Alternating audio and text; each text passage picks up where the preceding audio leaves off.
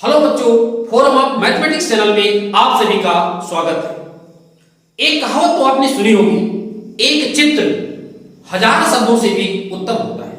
और इसीलिए जब हम सांख्यिकी में आंकड़ों का आलेखी या चित्रीय निरूपण कर देते हैं तो आंकड़ों की व्याख्या का काम अत्यंत सरल हो जाता है और एक झलक में ही महत्वपूर्ण गुणों की व्याख्या हो जाती है।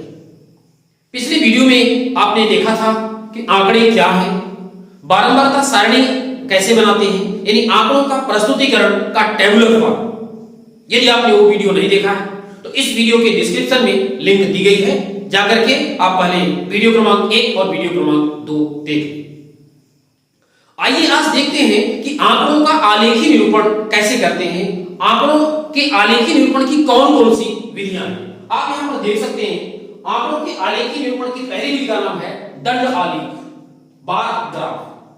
दूसरी विधि का नाम है आयत चित्र, जिसे हिस्टोग्राम बोलते हैं। और तीसरी विधि का नाम है बारंबारता बहुभुज यानी फ्रीक्वेंसी पॉलीगन। इस प्रकार से आंकड़ों के आलेखी निरूपण की तीन विधियां हैं, दंड आलेख, आयत चित्र और फ्रीक्वेंसी पॉलीगन। आज हम लोग सीखेंगे कि भाई दंड आलेख क्या है, किस तरीके से हम आंकड़ों का आलेखी निरूपण दंड आलेख की सहायता से करते हैं। दंड आलेख आंकड़ों के आलेखी निरूपण या एक चित्रीय निरूपण है। इसकी सहायता से हम आंकड़ों को चित्रात्मक रूप दे देते हैं, दंड बना देते हैं। जैसा कि आप यहां पर डायग्राम में देख पा रहे हैं, दंड आलेख एक बना हुआ है। ये डाटा हमें मिला है एक परिवार से। उस परिवार की मासिक आय 20,000 रुपए और निश्चित है परिवार होगा तो विभिन्न मदों में खर्च होता है। यहाँ पर ये मद दिए हैं कि भाई ग्रोसरी हो, किराया हो या बच्चों की शिक्षा, दवाइयाँ, ईंधन, मनोरंजन, विविध। इनमें ये खर्च जो दिया हुआ है, जैसे 4 लिखा हुआ है, ग्रोसरी के सामने 4,000 रुपए में यहाँ दिया हुआ है, यानी ग्रोसरी पर उनका खर्च कितना है 4,000 रुपए। किराया पर कितना खर्च है 5,000 रुपए और इस तरीके से मनोरंजन पर कितना खर्च है 1,000 रुपया, यानी खर्च 1,000 रुपए में दिया हुआ है। अब हमें इसका दंड आलेख बनाना है।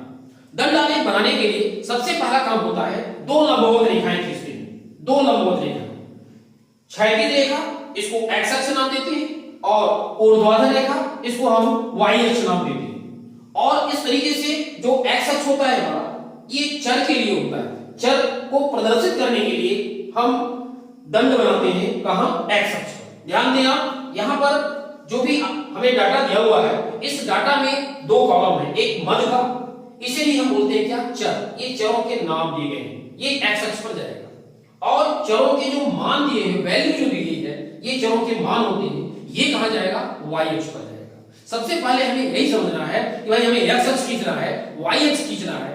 एक्स अक्ष पर क्या रखना है, एक्स अक्ष पर हमको चरों के नाम और वाई अक्ष पर क्या रखना है, चरों के मान। तो चरों के नाम जैसे ग्रोसरी हो गया, तो ग्रोसरी के लिए यहां पर एक दंड बनेगा। दूसरा मद है या दूसरे चर का नाम है किराया, किराया के लिए एक दंड बनेगा। बच्चों की शिक्षा के लिए एक दंड बनेगा, दवाई के लिए एक दंड बनेगा, यानी जितने भी चर हैं सबके लिए एक एक दंड बनेगा। अब यहां पर प्रश्न यह उठता है कि दंडों की चौड़ाइयां क्या होंगी, दंडों के बीच जो गैप है ये गैप कितना होना चाहिए, ये सारी बातें हैं। इन सब की चर्चा अभी हम करेंगे आज की वीडियो में। आप ध्यान से देखिए, दंडों की जो चौड़ाइयां हैं वो एक समान होनी चाहिए, प्रत्येक दंड समान चौड़ाई का होगा।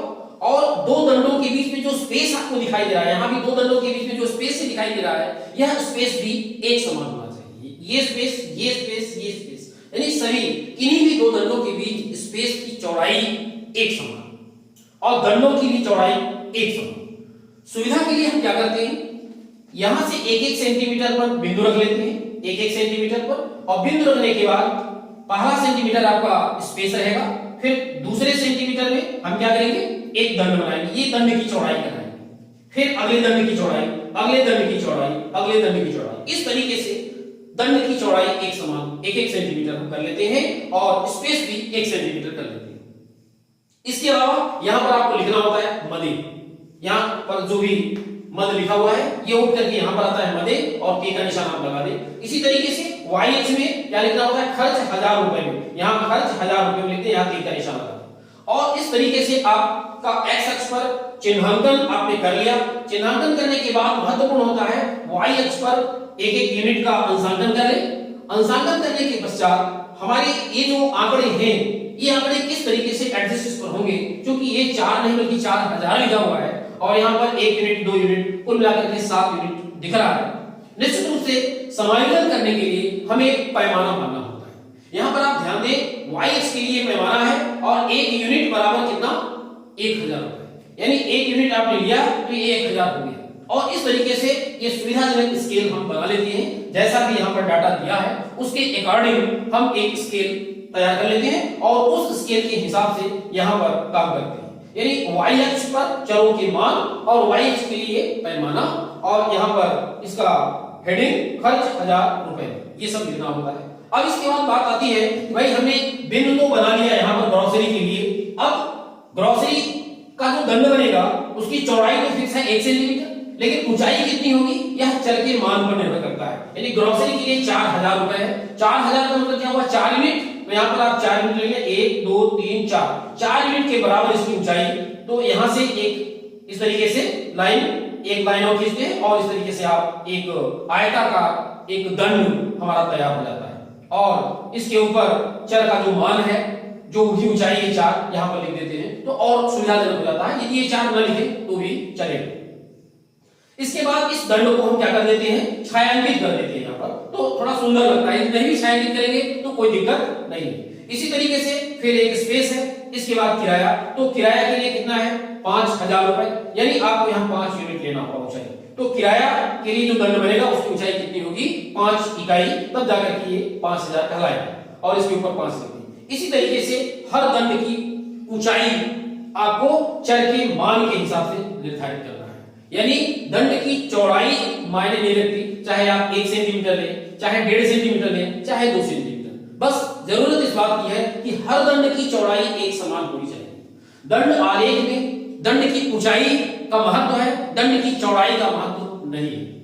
तो यहां पर दंड की चौड़ाई 1 सेंटीमीटर या 1.5 सेंटीमीटर आप ले सकते हैं, बशर्ते कि हर दंड की चौड़ाई एक समान होनी चाहिए। तो इस प्रकार से जो हमारा ये दंड आलेख है ये तैयार हो जाता है और इस दंड आलेख की सहायता से हम आंकड़ों को बड़ी ही सरलता पूर्वक बता सकते हैं, इंफॉर्मेशन दे सकते हैं। जैसे इस दंड आलेख को देख करके एक झलक में हम बता सकते हैं कि वे कौन से आइटम हैं जहां सबसे ज्यादा खर्च हुआ है, जैसे किराया और बच्चों की शिक्षा। क्यों? क्योंकि इनके लिए दंड की जो ऊंचाइयां हैं वो सबसे ज्यादा है। केवल ऊंचाई आपको देख लेना है, यहां पर डाटा नहीं जाना, केवल ऊंचाई को देख करके आप बता सकते हैं कितना हुआ। उसके लिए फिर आप जाएंगे कि भाई मान कितना है। लेकिन यदि कोई पूछता है कि इस चित्र को देख करके आप बताइए कि वो कौन सा आइटम है या वे कौन से आइटम है जिन पर ज्यादा खर्च हुआ है, तो आप तुरंत ऊंचाई को देख करके बता सकते हैं कि किराया और बच्चों की शिक्षा।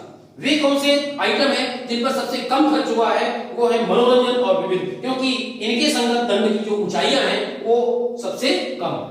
तो इस तरीके से जो व्याख्या है दंड आलेख की सहायता से बहुत ही आसानी से हो जाती है। इसलिए आंकड़ों का यह चित्रीय निरूपण काफी महत्वपूर्ण होता है। आप आलेखीय निरूपण में अन्य आयत चित्र, बारंबारता बहुभुज, इसका अध्ययन आप अगले वीडियो में करेंगे। लेकिन इसके पहले नेक्स्ट वीडियो में आप देखेंगे कि दंड आलेख से संबंधित अध्याय 12 यानी 12.1 प्रश्नावली में पहला प्रश्न, दूसरा और तीसरा 3 प्रश्न है। इन तीनों प्रश्नों को हम अगले वीडियो में आपको बताएंगे। इस तरीके के बेहतरीन वीडियो देखने के लिए चैनल को सब्सक्राइब करें और वीडियो को लाइक करें। बहुत बहुत धन्यवाद।